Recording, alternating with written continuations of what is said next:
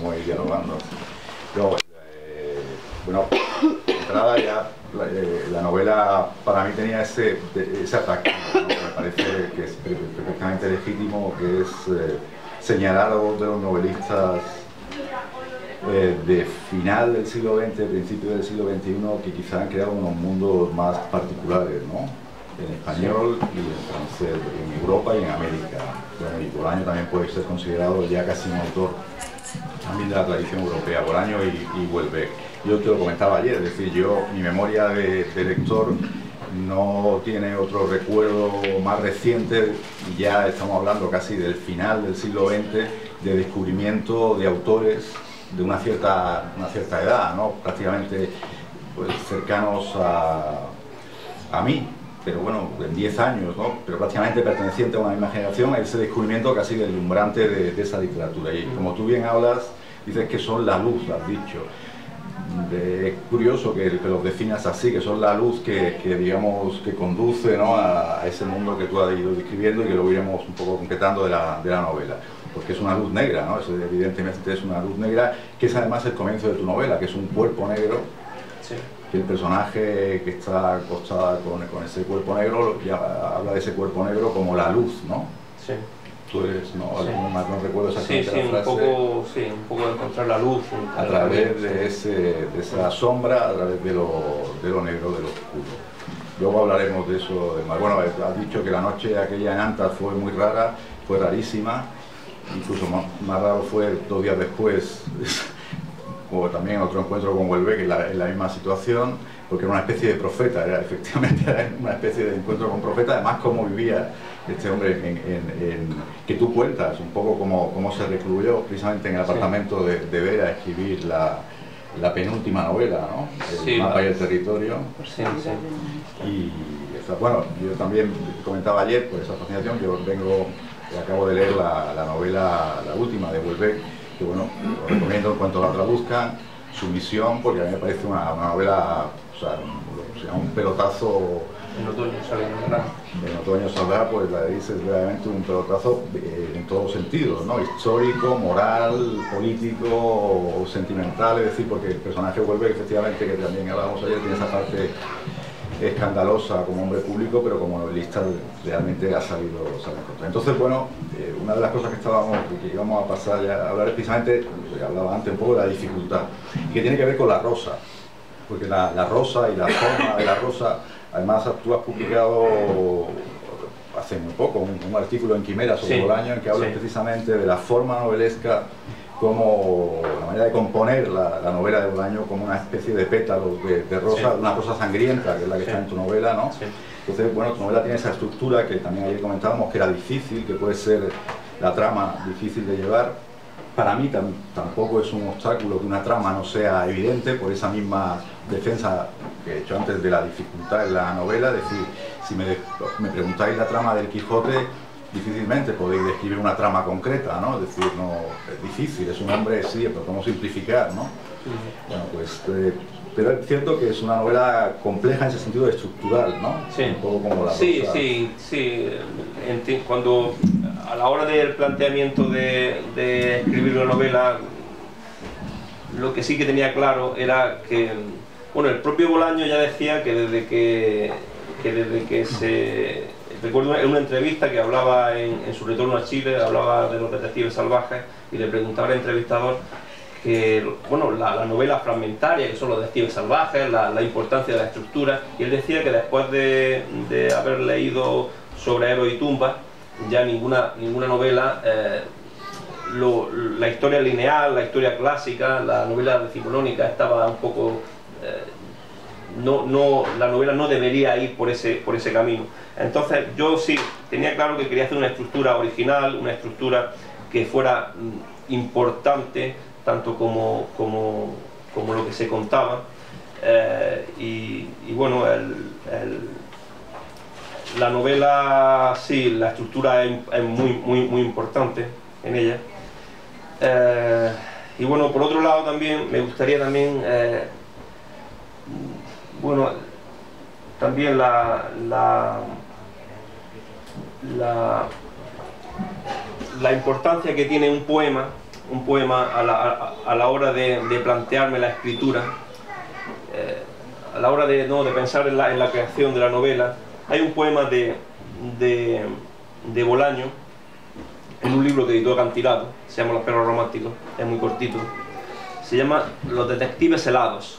Soñé con detectives helados, detectives latinoamericanos, que intentaban mantener los ojos abiertos, en medio del sueño. Soñé con crímenes horribles, con tipos cuidadosos, que procuraban no pisar los charcos de sangre, y al mismo tiempo abarcar con una sola mirada el escenario del crimen. Soñé con detectives perdidos, en el espejo convexo de los Arnolfini, nuestra época, nuestras perspectivas, nuestros modelos de espanto. Estos dos últimos versos los utilizo como epígrafe en la novela, porque realmente este poema, lo del charco de sangre, lo de los detectives cuidadosos que procuraban no pisar el charco de sangre del crimen, estos dos últimos versos, nuestra época, nuestras perspectivas, nuestro modelo de espanto, utilizo como epígrafe en la novela, porque me parece que la idea de la barbarie actual, no solo actual, sino en lo que contiene esa palabra, perspectiva, ¿no? Lo terrible, ¿no? El peso que adquiere la palabra perspectiva en cuanto a lo que esperamos, ¿no? de la sociedad, de lo que somos. Y bueno, a la hora del planteamiento de la escritura, al final ha salido una novela realmente bastante cruda. Lo que te comentaba también Miguel ayer, yo pensaba abordarla con un estilo quizás más periodístico, más distante, pero a la hora de la escritura me di cuenta de que me involucraba demasiado con lo que pasaba para mantener la distancia adecuada, y quizá por eso la novela está escrita en un tono más bien poético. Sí, también te decía ayer, decir que antes tú pones a los personajes, ¿no? Quieres llevarlos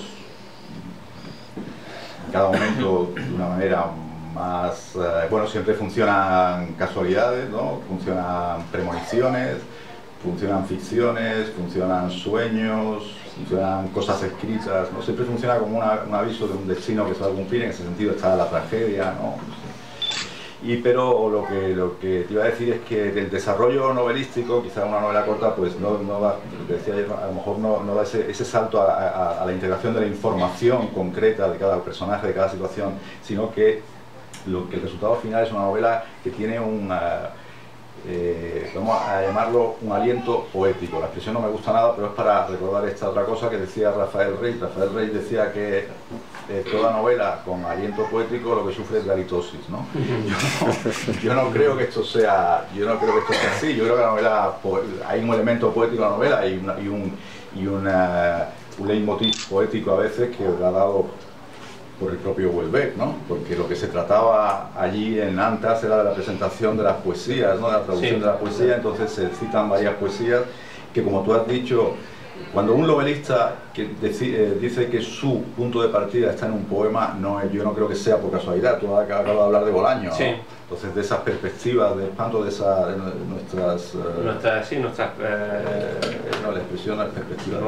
nuestras perspectivas, nuestros modelos del espanto. Exactamente.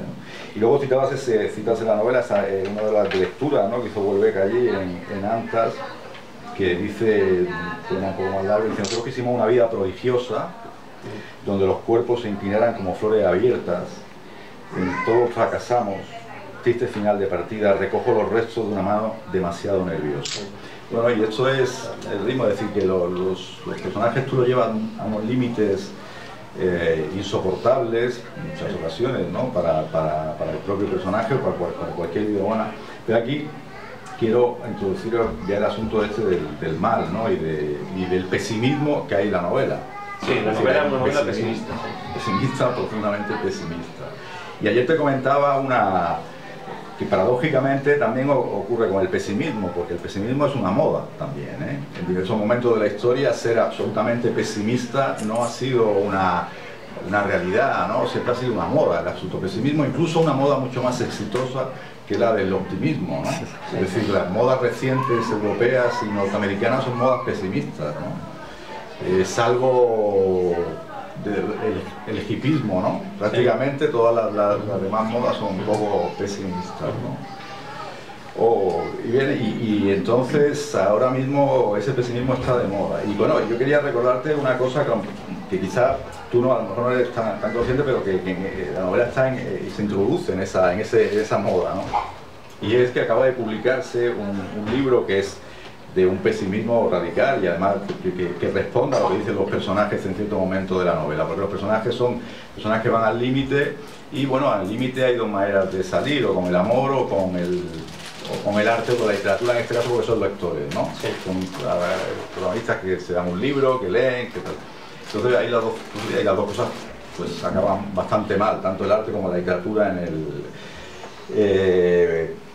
entonces pongamos el autor este que te digo de moda, que es Thomas Ligotti, que se acaba de publicar el libro que inspira al personaje de True Detective, de una serie de televisión muy famosa, ¿no? Donde hay un personaje histriónico con unos pensamientos muy duros, que son nietzscheanos, pero en el fondo sus discursos se han tomado de Thomas Ligotti, que tiene un libro titulado La conspiración contra la especie humana, que acaba de traducirse en español y se publicó en Estados Unidos en el 2010.